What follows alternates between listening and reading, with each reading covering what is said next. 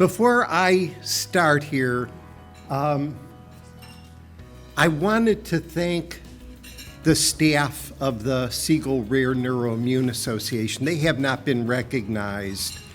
And I'm going to start with, it absolutely blows my mind that we have a staff.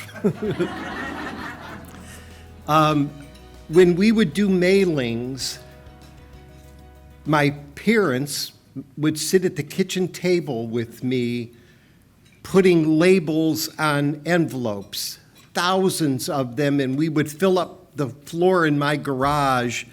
And there was a wonderful postmaster where we would mail out of in Powell, Ohio, who would come on a Sunday morning to help me load up the back of her truck to take these mail sacks to the post office. When I say we were a mom and pop operation, we were a mom and pop operation for a very long time. And for us to have the staff that we do is, it's remarkable to me on so many different levels. But there's such a great group of people. I love working with all of them. And if you're able to stand, please stand up. If you're not, raise your hands. I want to make sure the staff gets recognized. What an incredible job you guys have done.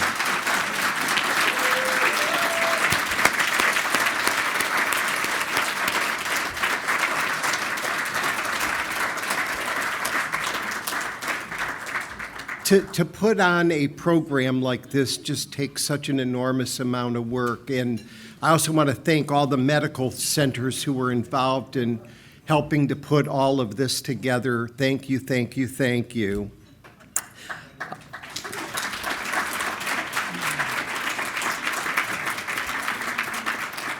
The other thing I want to say is we have no control over what doctors decide they want to specialize in the rare neuroimmune disorders.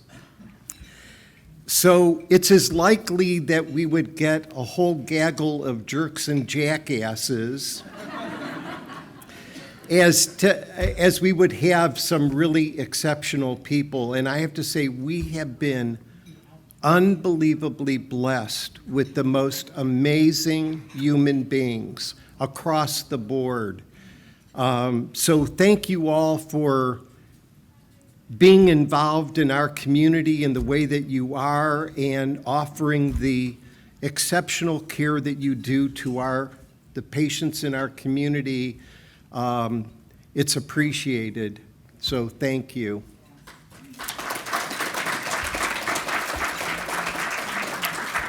Also, I want to sort of remind everyone, we're in a room that doesn't really have a gazillion people in it. We have people from our community on Zoom, and as importantly, every single one of the presentations that you guys make over this weekend get uploaded to our website. It has been that way since 2002. All those videos are on our website from the very beginning when we started these education programs. And we do not provide medical advice because we don't have the training and experience to do so. So somebody calls and says that they have issues with bowel or bladder or spasticity or fatigue. We send them to the website to look at all of these videos that you guys provide. And they are seen thousands and thousands and thousands of times. It's miraculous how many times those videos get watched.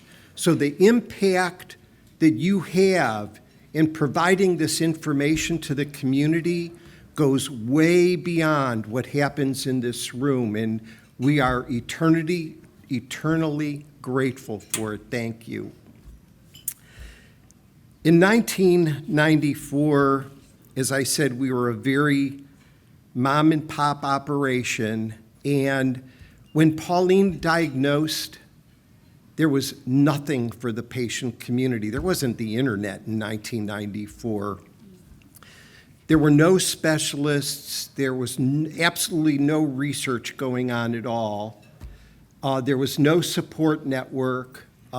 We really felt like we were out on an island alone, and we were. The association got started. That is another whole long story that I'm not going to get into.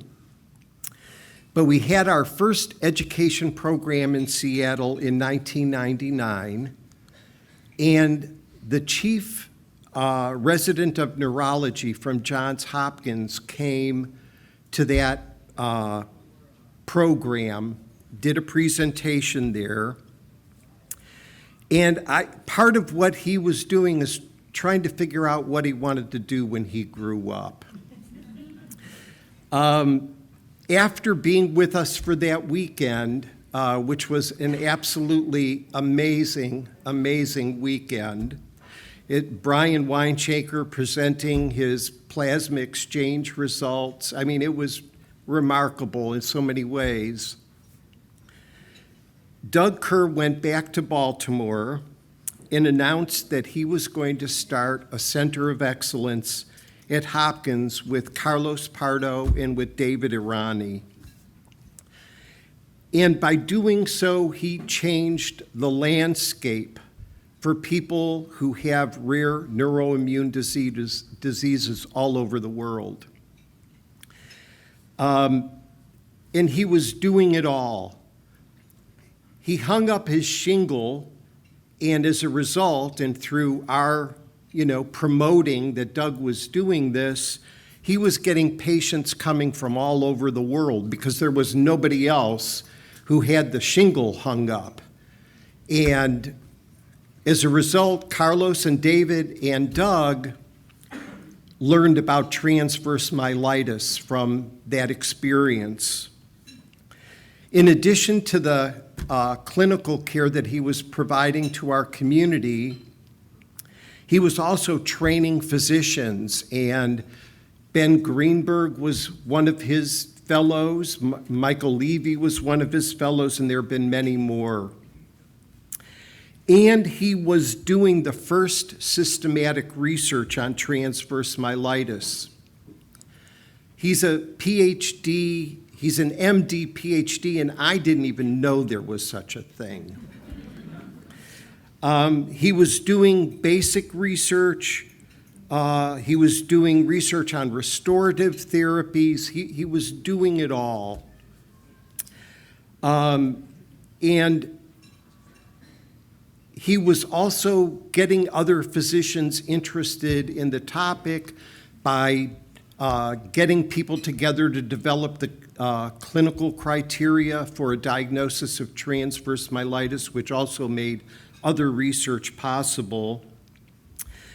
And shortly after he started the center, he got a grant from the Transverse Myelitis Association to hire a research administrator who had just graduated with a master's from the Bloomberg School at Hopkins, Chitra Krishnan, who is now our executive director of the Siegel Rare Neuroimmune Association.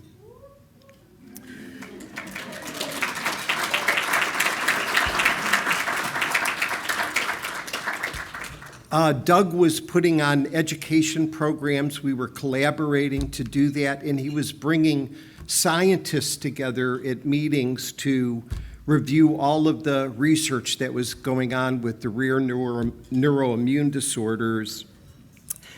And he would come to all of our family camps, and he was the biggest kid at camp.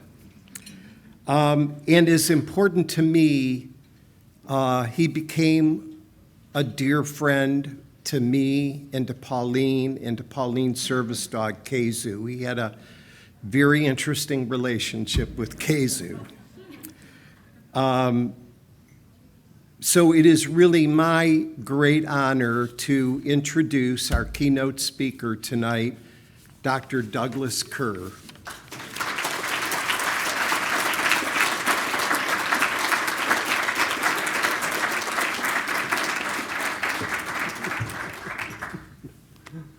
I love Well, good evening, everybody. Thank you for having me. I'm so excited to be here. The first transverse myelitis symposium that we had was in Baltimore, was in 2004, so 20 years ago. I've been involved in this community, as Sandy has said, since 1999. And it has been the greatest honor of my career to have been a part of this community, to advance this community, to learn and be a part of great people. And I want to tell you a few things about that journey along the way. So I am an MD, PhD, so I was trained in neurology with great colleagues like Carlos Pardo here and David Arani. And we went through residency together. That's where we learn about neurology. We didn't learn much about these diseases, I have to say. We learned very little about them, but we saw patients with transverse myelitis or optic neuritis or ADEM.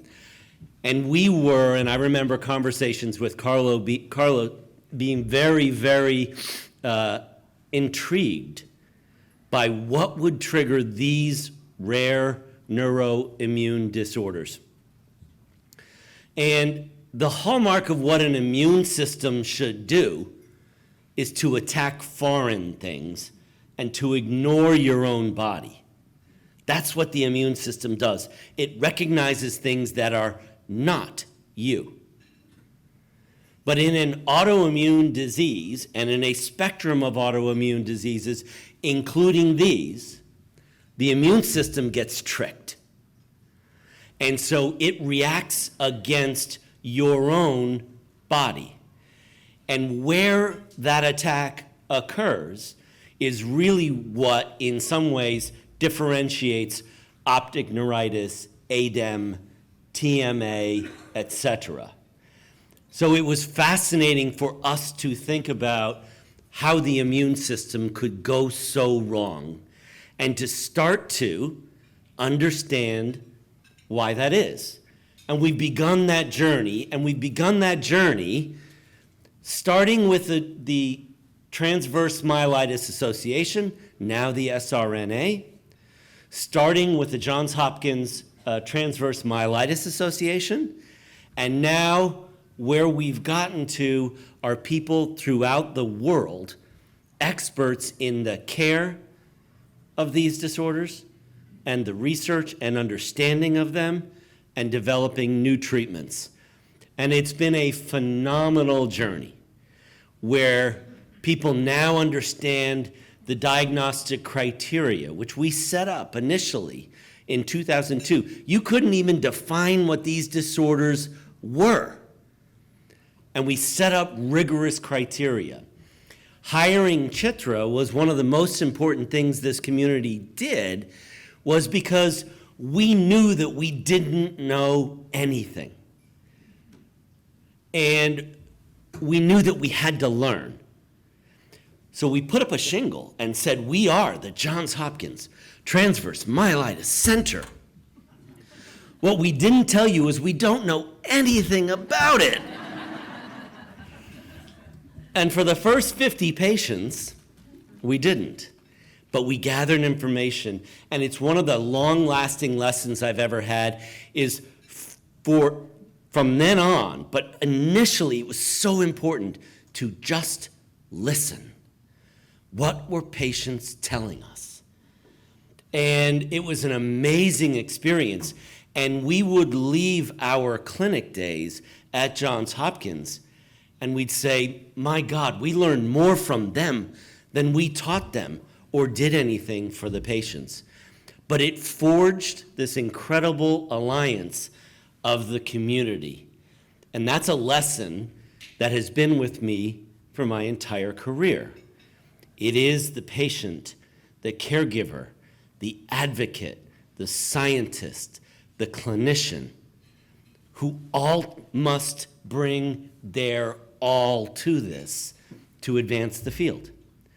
And that's what's happened. And if you look at the SRNA now, and you look at the fellowships, which are designed to train tomorrow's physicians and scientists about these disorders. We've been doing that for a long time, and it's changed the landscape. You know about the connection aspect of sRNA, which is so important. To talk to other people, to be in this type of a meeting where you're learning from other people, other caregivers, you're learning from scientists. And just like in the beginning, you are teaching us at events like this. So it has been an amazing journey. It's not just the fellowships. Sandy mentioned the camps, which if you ever get a chance to go, are life-changing. Unbelievable camps where patients, siblings, caregivers, mothers, fathers get together and just play and swim and go up in hot air balloons. And we dance a lot. I don't dance well, but I dance a lot. And so, wait, did I hear something from over there, Bench? And so it changes the lens through which you see individuals and through which they see you. And that's really, really important. Now, I won't walk you through all of the other things that sRNA does, and I'm still obviously very involved with sRNA, and we still continue to expand the potential of what this community can do. And I'll say one thing is that we're just at the beginning. So it's taken time. It's taken this time from 1994, 1999 is when I got involved, up until now, to really gather everything that we need to make a dramatic change. And I'm talking restoration of function, and I'm talking prevention, and I'm talking cures. And that's where we are poised to go. We couldn't without the sRNA. We couldn't with all of these clinicians and scientists. And we couldn't without learning from you. So I want to tell you one more thing before I finish, and it's not related to rare neuroimmunologic disorders. So I've spent the last 15 years of my career doing something else. So I moved to Cambridge, Boston, and I began to work for and then create biotechnology companies to develop new therapies for patients. And that's what I've been doing since roughly about 2006. And I want to tell you about one experience on that. So back when I was at Johns Hopkins, I studied a disease called spinal muscular atrophy. It's a baby disorder. It's a genetic disorder. Babies are born normally, but then by 6 months of life, they get weak. They can't suck, they can't feed, and they die by 18 months of life. That is spinal muscular atrophy. My laboratory at Johns Hopkins was studying motor neuron disorders, the neurons that allow people to move and to have strength. And in this particular genetic disorder, those spinal cord cells die. And it's a genetic disease. And we and others, back in about 2002, made the recognition that there is potentially a backup gene that you could activate to impact the symptoms of babies with spinal muscular atrophy. It came out of a bunch of different laboratories, and we started to test it in animal models of spinal muscular atrophy, and we would deliver this therapy that would activate the backup. And guess what it did? It worked in the animals. And it made them stronger, and it protected their neurons. And so now I'm up in Cambridge and Boston, and I'm at a company called Biogen, and I said, we're going to do this at Biogen. We're going to develop a drug for babies with SMA. And we did. And oh, did we. And we started giving it to babies. And what happened is they actually didn't progress anymore. They did not progress to being on a ventilator. They did not die. But they also didn't really recover. And we thought we knew why. We do know why. By the time symptoms present, there's already been damage. So when we're taking individuals, babies who are already weak, there's only so much you can do. So we asked ourselves, what could we do to get to patients earlier? And the answer was, what if we could screen babies at birth? What if we could screen babies at birth for whether they would get SMA? And we developed a test. And we did this with the CDC. And I traveled around the world to try to get people to pilot this newborn screening test. By the way, the test costs 1 penny. Very cheap, very easy. And when we piloted the test, if any child was diagnosed with what would become SMA, they were given this experimental therapy, or the option to take this experimental therapy. Now you can imagine that's a tough conversation. Two parents who are normal, it's autosomal recessive, they are carriers, they do not have the disease. Baby, normal at birth. Maternal SMN protein, baby doesn't get symptoms until 6 months of life. But you're telling these parents that their child is going to die by 2 years of life, even though the child looks normal, and that we have an experimental therapy that we don't know if it works, but we like to offer that to you. It's a tough conversation, right? But we had those conversations throughout the world. Taiwan, France, many states in the US. Most people did not want to do this newborn screening test because they said, what are you going to do? If you diagnose this baby, what are you going to do? You don't have a therapy. Well, we think we do. It's experimental. We think we do. Wasn't enough for some places, but it was for others. Okay, so let me cut to the chase. So any baby genetically diagnosed with what would be SMA got offered this therapy. And now, we're 13 years later. None of those babies has any disease at all.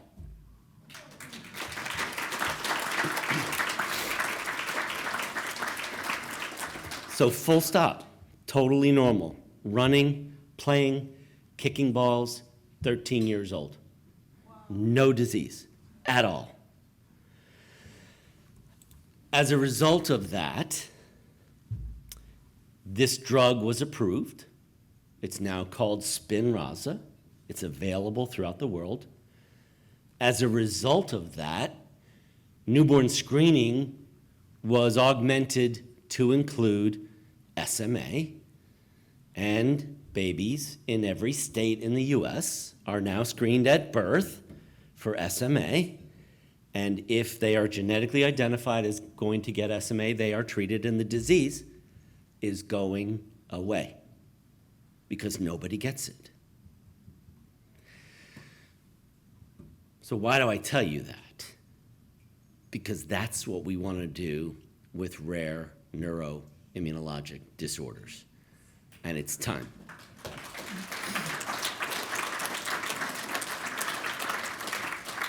And we couldn't have until we got to this point where we've got people in this room and scientists and clinicians and patients and caregivers telling us, and a medical community listening.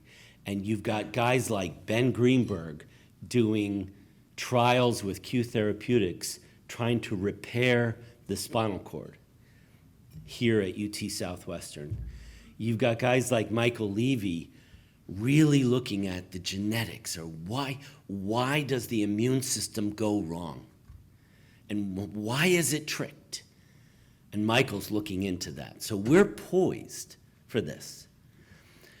which is not to say that a diagnostic test or a preventative test or something is going to be easy and it's not going to be tomorrow. But to be a part of this community that is moving in that direction is incredibly satisfying, and I'm proud to be a part. I thank you for coming here, and I thank you for taking some time.